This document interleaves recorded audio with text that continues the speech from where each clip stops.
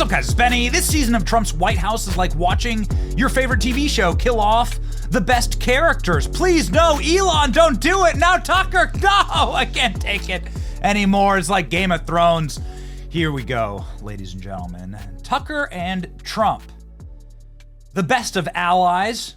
The two clearly love each other. Donald Trump was with Tucker at his side when he won the election.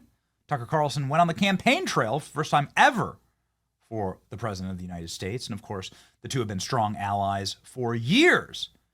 But Tucker Carlson has taken a blowtorch to the neocons, warmongers, and war pigs inside of the Trump administration, saying, do not go to war with Iran. It will be the end of the Trump presidency. The real divide isn't between people who support Israel and Iran. The real divide is between those who are casually encouraging violence and those who seek to prevent it, between the warmongers and peacemakers. Who are the warmongers? They would include anybody who's calling for Donald Trump to demand airstrikes and direct U.S. military involvement with Iran. On that list is Sean Hannity, Mark Levin, Rupert Murdoch, Ike Perlmutter, Miriam Adelson. At some point, they will all have to answer for this, but you should know their names now. Tucker Carlson posting this on X, getting 12 million views, 32,000 reposts, 160,000 likes. Ladies and gentlemen, he's even getting support from Cenk. Goodness gracious.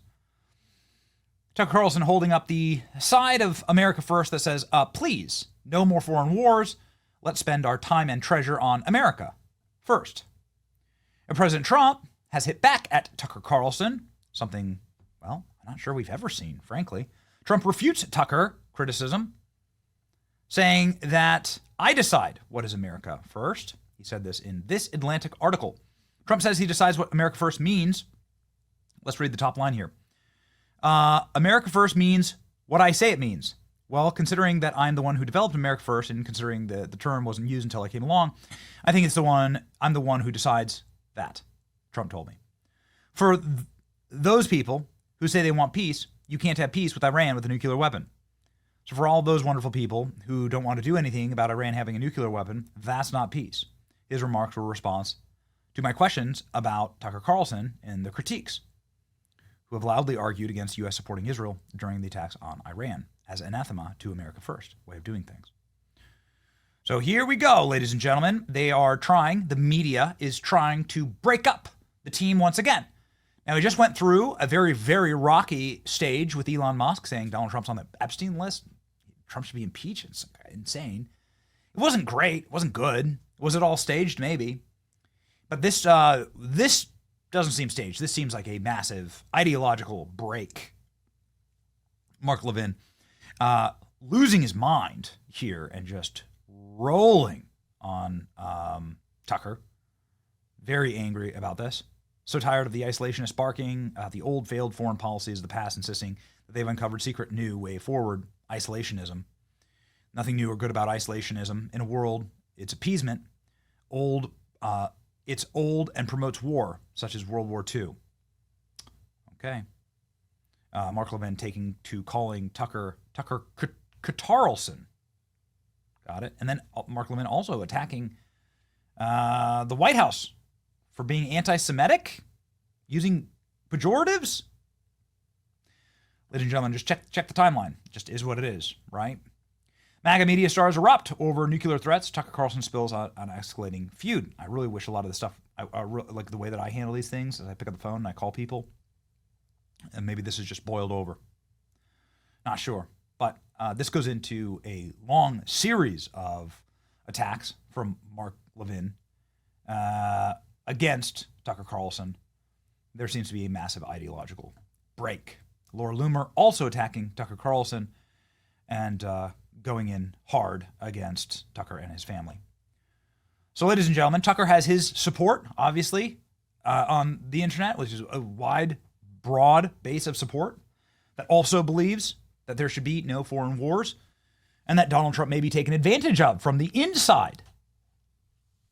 Ladies and gentlemen, obviously there is a screeching and screaming counter to that message, and so Tucker Carlson went to the heart of MAGA. I think it is impossible to argue against Steve Bannon, who crafted President Trump's successful 2016 message, who's been building the architecture of MAGA and America First for decades, Steve Bannon and his war room.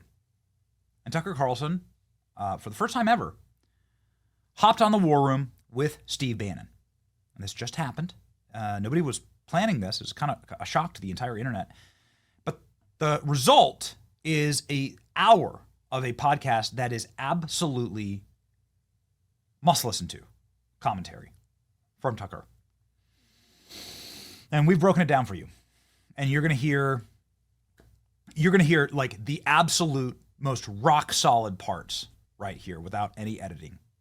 Ladies and gentlemen, I want to begin with Tucker's explanation succinctly about what happens if Donald Trump goes to war with Iran. I love Trump. I think he's a deeply humane, kind person. And I am saying this because I'm really afraid that my country's going to be further weakened by this. I think we're going to see the end of American empire, obviously. Other nations would like to see that, and this is a perfect way to scuttle the USS America on the shoals of Iran. But it's also going to end, I believe, Trump's presidency and effectively end it. And so that's why I'm saying this. What do you mean by that? That's coming from you. That's you get. Look, I knew Bush. I knew George W. Bush. We had, family connections to Bush. I knew Bush personally. I still see Bush sometimes, and of course, he hates me, and he does because I criticized him on Iraq, and that war is the sum total, from a historical perspective, of his administration. But I knew him, and he had all kinds of plans for the things that he wanted to do. But once domestically, right, to improve the country. Right. And you may agree or disagree, but like in his mind, he wasn't just about the invasion of Iraq in March of 2000. no. He was going to redo Social Security. He had all 100%. All types of. He was going to take care of the entitlements issue. And he really thought it was going to work. Yep. And you could laugh at that or whatever, but the point is, the second you get enmeshed in a real war, not a fake, let's go bomb the villagers and declare success, though we don't even have a good track record. Like, why are the Houthis still there? No, there's a whole other question, right, which is how prepared is the U.S. military for a real conflict? And the answer is totally unprepared. Scary unprepared. I don't think people understand that. But anyway, the only reason I'm saying any of this is because I really, really care.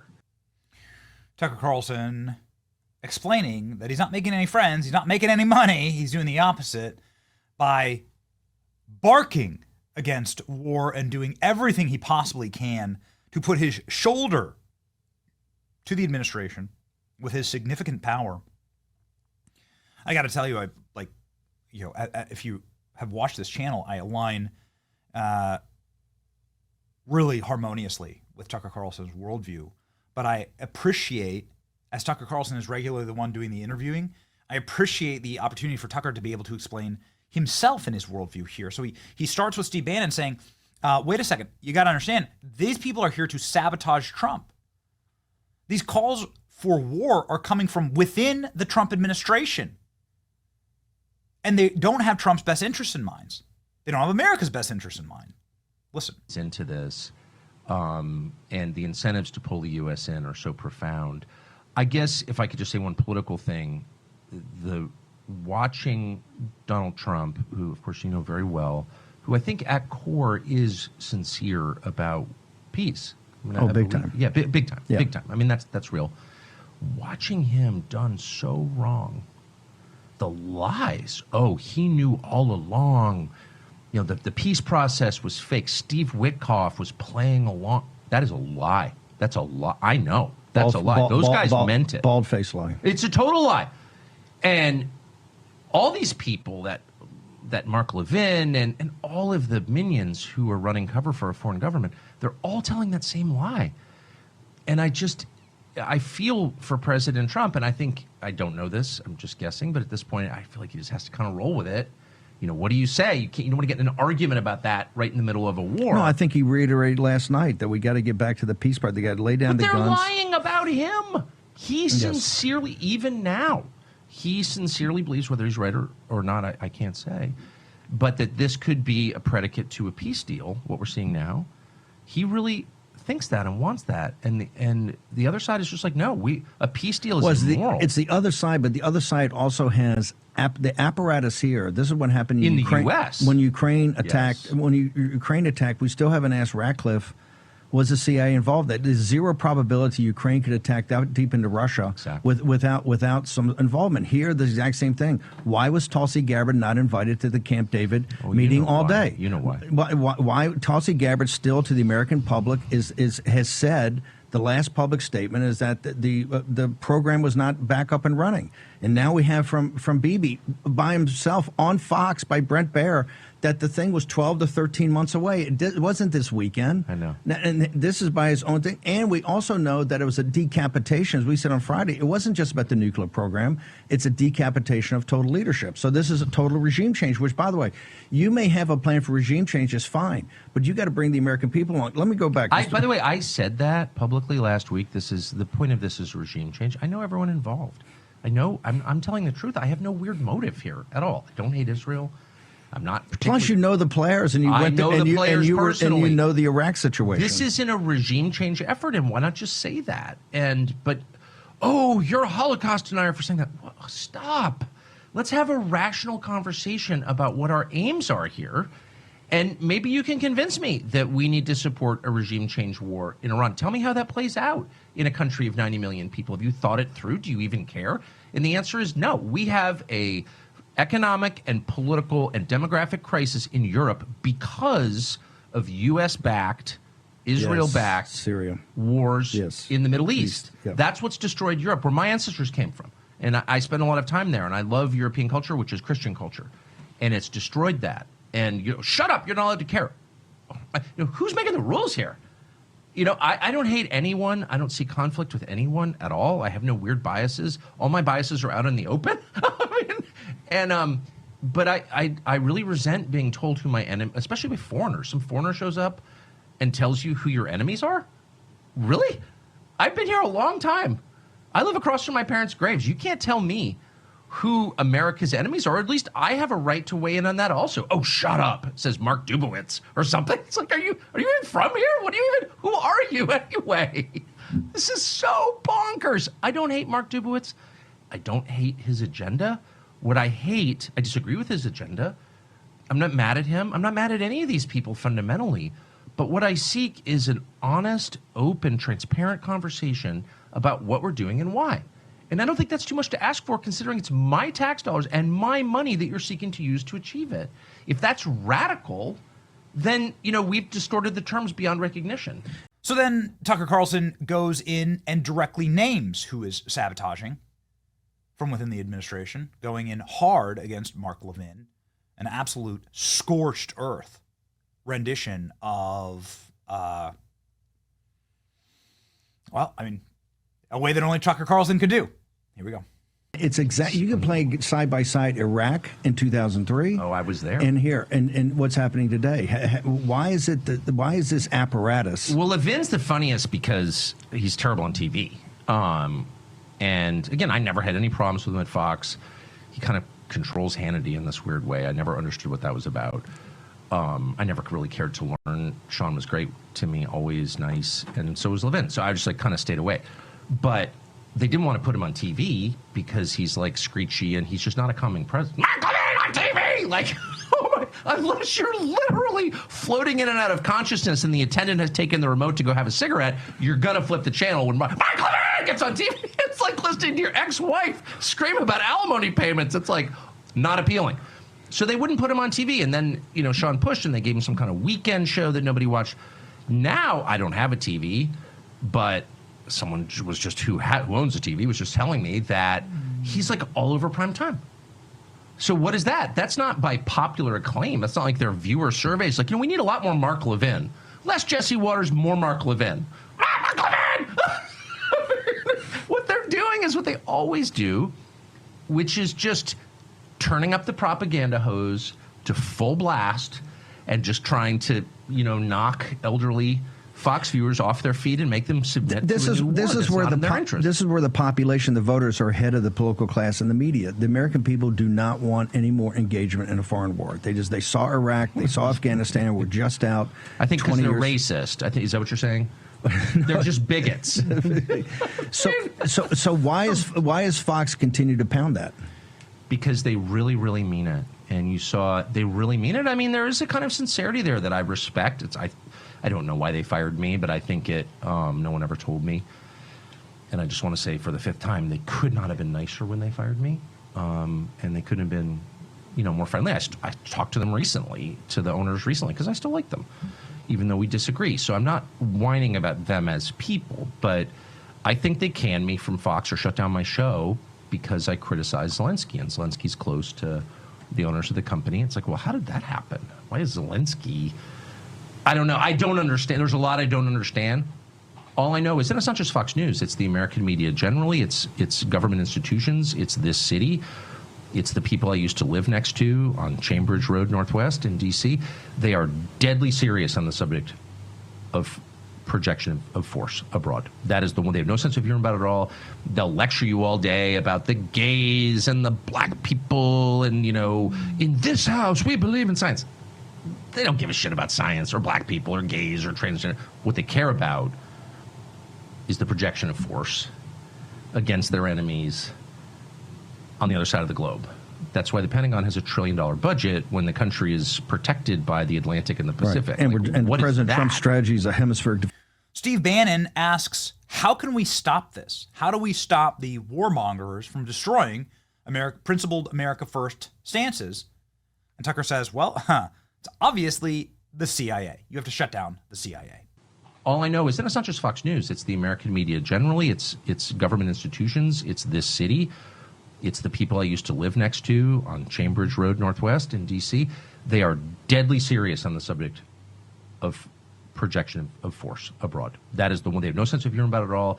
They'll lecture you all day about the gays and the black people and, in this house, we believe in science. They don't give a shit about science or black people or gays or transgender. What they care about is the projection of force against their enemies on the other side of the globe. That's why the Pentagon has $1 trillion budget when the country is protected by the Atlantic and the Pacific. Right. And President Trump's strategy is a hemispheric defense. What then are the steps that you're recommending? If the program is we must take down the deep state, or at least make some effort at it, what would be your recommendation? You've got to get CIA under control. And how would you do that? By adding the number of political appointees. I think CIA has, it's a federal agency whose budget we don't know, of course. And it's not just a federal agency. If the president, and I say this in all seriousness, a special government employee where you still had your podcast, you still had the Tucker Carlson network, would you go assist the president like Elon did with Doge? Would you go assist him to say, hey, give me 120 days. I will give you advice. CIA? No, the whole thing, CIA, Pentagon, DIA, the DNI, all of it, the FBI, DOJ, to say, hey, look, here's the battle map. Here's what we have to do, or we don't really have a constitutional republic.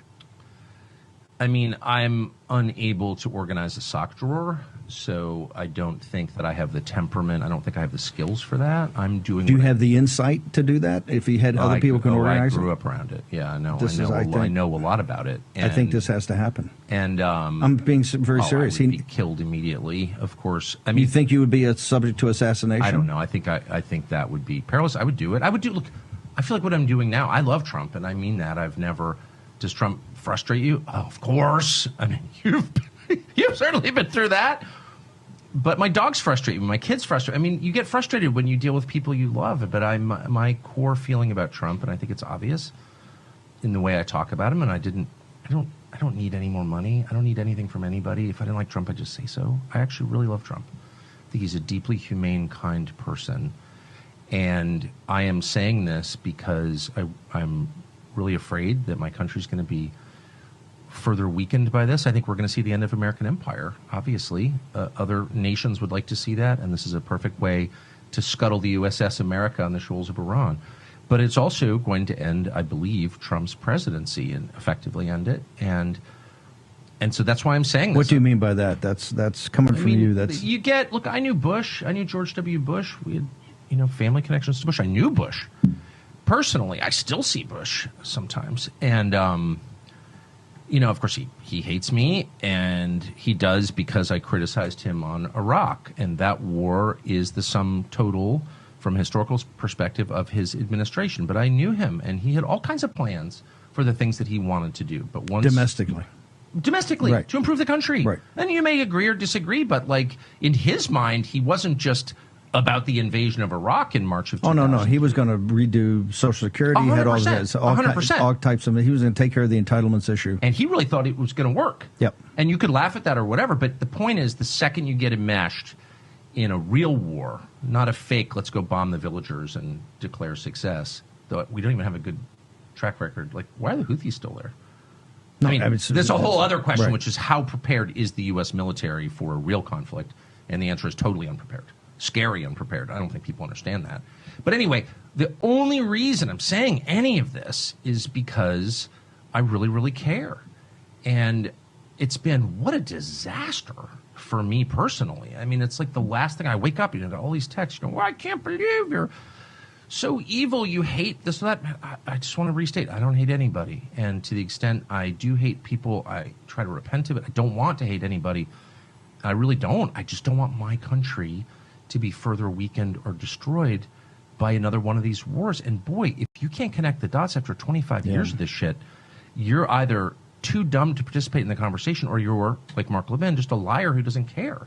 And then I just love Tucker Carlson expanding and broadening his worldview here and explaining why he's in D.C. and what this means to fight the fight for peace. He brings it all down and boils it down to the spiritual, which, of course, is what this is all about. It's evil versus good, light versus darkness. Here we go. A lot of the people pushing for this stuff have really empty, tormented personal lives. That's true of many in Washington. And that this is a way to kind of feel powerful. I mean, nothing makes you feel more powerful than killing other people. That's the ultimate power. And we talk so much about money and sex, and those are drivers of human behavior. Of course, those are powerful impulses in people to accumulate more of both. But really the ultimate power, the Promethean power, the core power, is the power to kill. And when you deny that to people, or you seek to deny that to people, or you raise the point that actually you can't kill people, and that when you do, you will suffer for that. As you said the other day, and I loved, I meditated on it in that moment in Matthew. And it's not just in Matthew, it's in John, it's in a number of Gospels, where Jesus scolds Peter for raising the sword in his defense. They're hauling off Jesus to torture him to death for no reason. All he did was heal people. And his closest disciples seeks to defend him with violence, and Jesus scolds him and then gets hauled off to be tortured. By the way, they could have made a break. They would have stood up, and Jesus wouldn't have been seized, and it would all gone on. But he told him right there, live by the sword, die by the sword. And he scolds him. It's unbelievable. He's mad at Peter. It's just incredible. Anyway, whether or not you believe in Christianity, whether or not you're a Christian, it doesn't matter. It is true that people who espouse violence suffer in the end. They do. I have seen it a lot. And I grew up in a world that espoused violence. That's what the U.S. government does. My dad was involved in it. And I just believe that. And maybe you don't believe that. That's fine. That is my core belief. I sincerely think that. But why the hate towards someone who's just like, hey, I'm hard. If you think, and I said this to an Israeli official, if you think I'm anti-Israel, man, you have lost the plot, son. If you think I'm your enemy, not at all. I like Israel. Are you kidding? I've spent a lot of time there. I continue to like it. I pray that Jerusalem is not damaged. I feel so sad for the Israelis who've been killed in the last couple of days, and the Iranians who've been killed in the last couple of days, who had nothing to do with any of this. But the point is, if you think that saying, hey, let's focus on my country where I was born, where my family's been for hundreds of years, that was the promise of the last election, please do it. If you think that's hate, you've really lost perspective, I guess is what I would say. But they do think it's hate, and what's happened is what I knew would happen, which is just like, attacks I don't want to deal with that are affecting personal friendships that I care about. The viciousness and the dishonesty is almost unbelievable.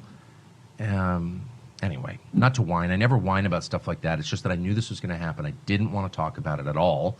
I'd much rather talk about immigration, I'd much rather talk about keeping the dollar stores out of rural America. There are all kinds. I'd much rather talk about people taking out loans to buy groceries. These are the declining life expectancy in this country. Fentanyl. I mean, someone else I know just died of fentanyl last week. It's like all of that is now ignored because a leader of a country who does not have majority support in that country, probably 30% support, wants a course of action that includes the United States. And I just disagree. And anyway, I think it's going to happen. I don't, who cares what I think? Do you think we're going to join in the Yes, combat I do. offensive combat I do. operation? Well, we can't assume But that these we have things to are stop never that. the product of look, We have to stop you've that. actually helped run the governments. I don't need to tell you. You've been there. Decisions like this are never explicitly made. They just sort of happen. Yes. It's sort of like living with your girlfriend. Like you wake up hungover one morning and she's there, and then she just kind of doesn't leave, and then the next thing you know, you get married and have kids. Like, that's how most people make decisions, just sort of on the basis of facts on the ground. And these things move inexorably toward what they're moving to now, which is full-scale war that includes lots of other countries, either explicitly or not, but the effect is the same. It's a world war. It's a war in which the world is participating. The reactions online have been remarkable. Should all listen to Tucker Carlson right now. Holy smokes, Tucker is going scorched earth. The great, at least the considerable portion of my timeline is locked in with Tucker on this and is aligned with Tucker. That seem to be the vast majority of individuals. Some notable ones like Charlie Kirk and Matt Walsh are out openly saying, do not get involved. You don't have to cheer for Israel or Iran. You don't have to hate Israel or Iran. It's bad to hate innocent people. I don't want civilians to die. The right thing to do is to call for peace, to negotiate peace. You can often find that. War should not be the answer. Blessed are the peacemakers. Put down the sword. You who live by the sword will die by the sword. And that's what these people voted for. These people did not vote for more American boots to be plowed deep into the sand for foreign nations. No. So I hope Trump listens to Tucker. I hope this doesn't explode out into a, another protracted battle between MAGA. I don't need any. The MAGA base is growing. It doesn't need to be fractured further. These are the growing pains. It's your boy Benny. Let me know in the comment section who you agree with here. See ya.